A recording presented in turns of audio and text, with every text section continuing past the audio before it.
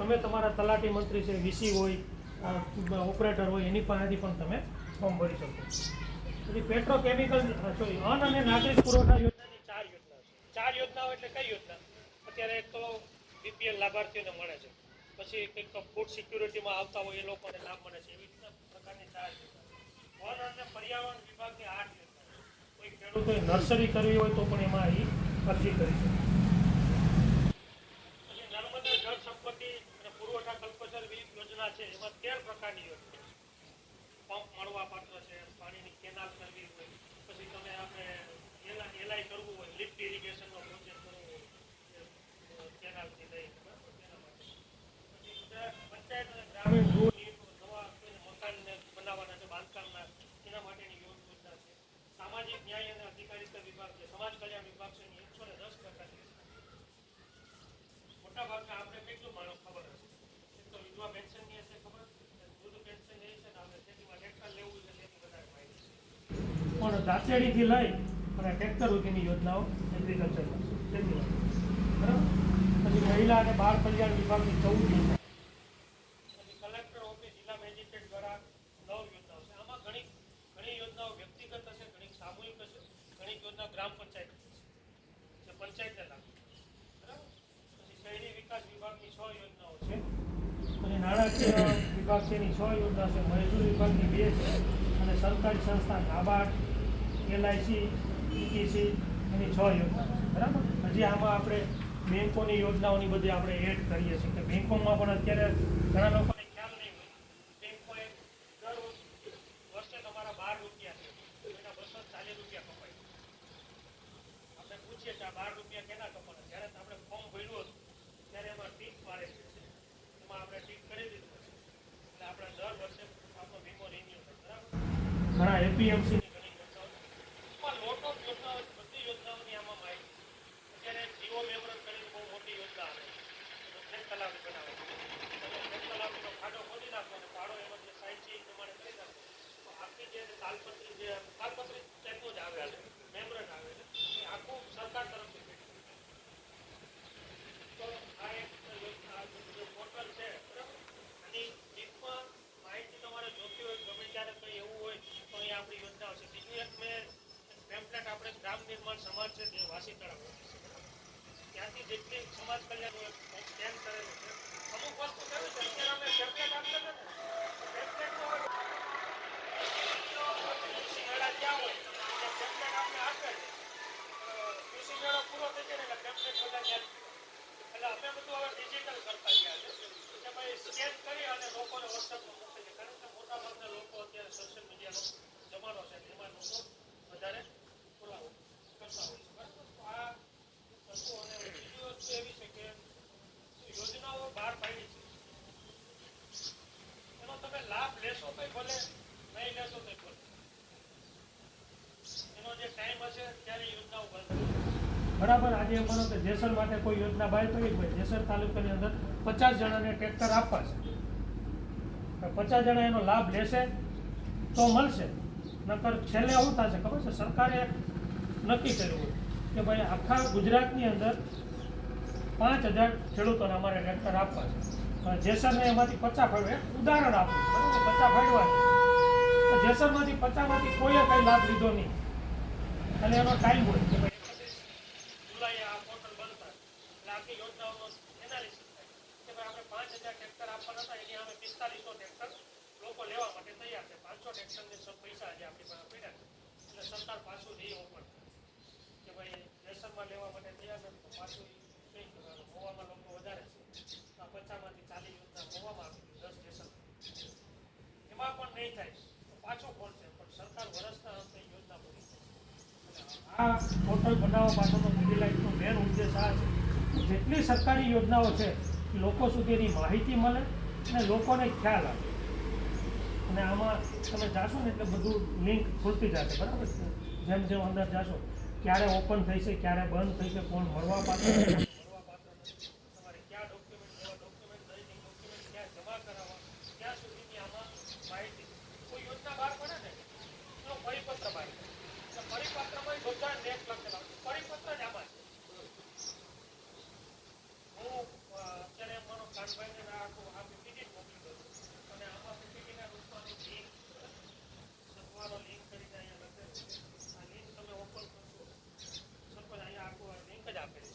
ચચવારો હા બરાબર, એ પીટી તમે લાઈટ સંસ્થા દ્વારા. હા બરાબર. એ તમે ઓપન કરશો એટલે તમને બધી માહિતી એમાંથી મળવા મળશે. બરાબર, અત્યાર સુધીમાં આ બે વસ્તુમાં આપણે જે ચર્ચા કરી તો સથવારાની અને એફપીઓની, બીજી વિજયભાઈ કહી, આમાં બેમાંથી કોઈને કાંઈ પ્રશ્ન હોય તો તમે કહો. પણ એક મારી ઈચ્છા છે કે જેસરની અંદર આપણે લગભગ 3300 ખેડૂતો સાથે કામ કરીએ છીએ અને આજની તારીખે આપણા શહેર સભાસદ 44 છે.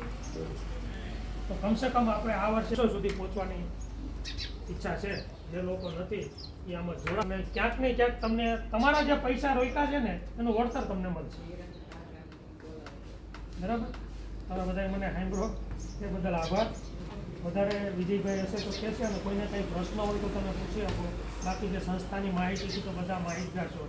જેસીબી છે, સ્વચ્છતા મતલબ ડોર ટુ ડોર કચરાનું કલેક્શનનું વાહન છે, બધા આપણે સાધનો લાવ્યા છે. એનું પણ એક મારે કહેવાનું હતું કે ભાઈ સાધનો આ વખતે અમારે જે ચેરમેન આવ્યા હતા ત્યારે એમને અમને એક માહિતી કીધું છે ભાઈ સાધનોની અમારી પાસે જે છે અહીંયા બોર્ડ બન્યા છે, અમારી પાસે છે ટેબ્લેટ્સ લોકો તમને આપે. એના સિવાયના તમને એવું લાગે છે કે આ સાધનો જેસર માટે જરૂરી, અમુક સાધનો કુટરવા માટે જરૂરી હશે, અમુક દેવળિયા માટે. બધા ખેડૂતોની પેટર્ન અલગ અલગ છે. અહીંયા વધારે બાગાયત પાક વાવે છે, બરાબર. તો અમે વેડા આપ્યા છે, તમને ખ્યાલ હશે, ઘણા લોકોએ લાભ લીધો, બરાબર. તો અમારે જે કહેવાનું હતું કોઈ ખેડૂતને એવું લાગે છે કે આ સાધન પછી જો એમાં વસ્તુ એવી થશે એક એકલ લોકલ ખેડૂતો માટે આપણે કોઈ સાધન નહીં, કારણ કે 1-1.5 લાખ 2 લાખનું સાધન હોય એકલ લોકલ ખેડૂતો માટે નહીં. પણ તમને એમ લાગે છે કે વધુ વધુ ખેડૂતો આનો ઉપયોગ કરશે અને બીજા પણ તમે ડિમાન્ડ આપો તો પણ કંઈ હતું. અને બીજી એક વસ્તુ ખાસ કે તમારા વાડી વિસ્તાર અથવા તમારા ગામમાં જે ચેકડેમ તૂટેલો એને રિપેર કરાવો, નવા ચેકડેમ બનાવવા છે અથવા કોઈ ચેકડેમ છે ઊંધો કરવો છે તો એની અત્યારેથી અરજી તમારા પંચાયતના લેટર પેડ ઉપર તમારા સરપંચ અને તલાટીની સાઇન કરી અને એ અમારા અહીંયા આપી દેજો એટલે અમે અમારા વોટર ડિપાર્ટમેન્ટ છે ને સુધી પહોંચાડીએ છીએ.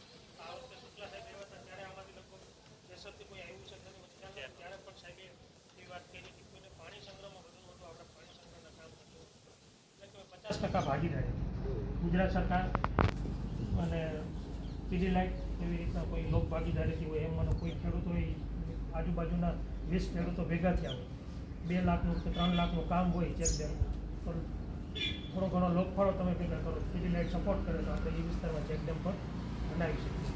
તો અને તમને એવું લાગે છે ભાઈ અમારું ચેકડેમ પાણી બધું દરિયામાં જ વહી જવાનું છે અને વરસાદની પેટર્ન બદલાઈ ગઈ આવશે તો 1 ગારો આવશે 10 ઇંચ, નહીં આવે તો મહિનો દિવસ કાંઈ નહીં. વધુમાં વધુ પાણી સંગ્રહ થાય. અને બીજી વસ્તુ કે આ વખતે મને થોડું દુઃખ પણ થયું છે કે આપણે વાત કરી હતી કે કુવા રિચાર્જ માટે લોકો તૈયાર થાય, પરિસ્થિતિ કંઈ અલગ હશે એવું પણ બની શકે. અમે કુટોડાની અંદર, દેવળિયાની અંદર અને ચોથા બગદાણા બધા ક્લસ્ટરની અંદર લગભગ આ વર્ષે 400 થી 500 કુવા રિચાર્જ કર્યા અને જેસરની અંદર આપણે 3 થી 4 જ કર્યા. કાં તમારા એની માહિતી નહીં પૂછ્યું એવું પણ બને, કાં તમને લોકોને ઇન્ટરેસ્ટ નથી.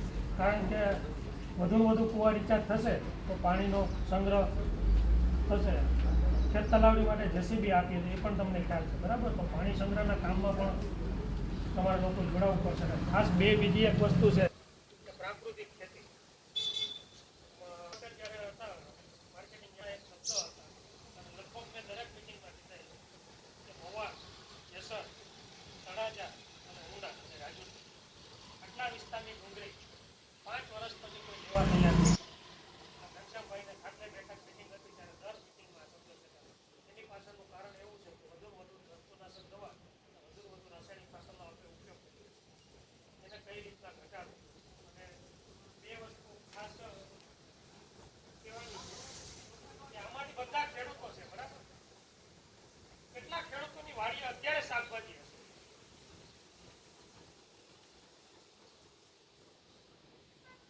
આપણે જોઈએ છે કે 50 વેચાતું હોય છે અને 2 વીઘાના ખેડૂતો શાકભાજી વેચાતું હોય છે અને મારા કાનભાઈ જેવા કે જેનો વીઘો અહીંયા નથી એ વેચાતું હોય છે.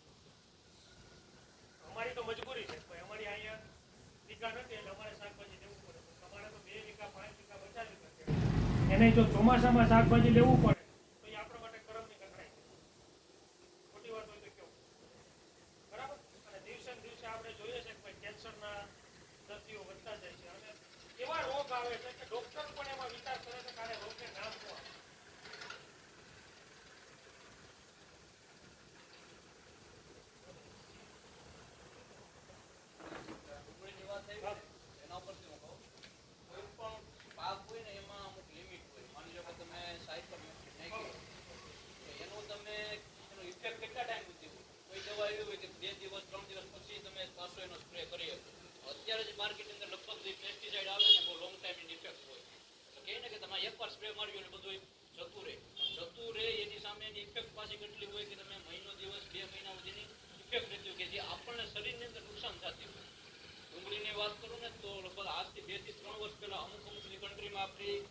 એક્સપોર્ટ થતી ડુંગળી અમે મીન્સ આઉટ કન્ટ્રીમાં દુબઈની અંદર છે તો એ લોકોએ શું કરી ના પાડી દીધી. સેમ ટુ સેમ આ વખતે મેંગોની અંદર મેંગોમાં અમેરિકાવાળાએ ના પાડી. શું કામ? આપણે જે કોઈ પણ પેસ્ટિસાઇડનો જે યુઝ કરીએ લિમિટમાં નથી કરતા ટૂંકમાં, અથવા તો પાછા રિપીટ નથી કરતા. એક વખત એવું થયું કે આની ઇફેક્ટ મળી આપણને તો પાછો શું કરે એનો સ્પ્રે મારે, એટલે જે રેસિડ્યુ રહ્યા હોય એ તો રહી, પાછા એની સામે બીજો સ્પ્રે મારો એટલે વધી ગયો. પણ કોઈ પણ સ્પ્રે મારો એકને એક સ્પ્રે ના મારો કદાચ તો પણ મહિનો દિવસ એમાં જે પૂછી લેવાનું જેની પાસે હોય કે ભાઈ આની ઇફેક્ટ કેટલો ટાઈમ સુધી રહ્યો, 10 દિવસ હોય પછી એનો રાઉન્ડ કરી શકો, 15 દિવસ હોય અમુક પેસ્ટિસાઇડ કે તમે પાછો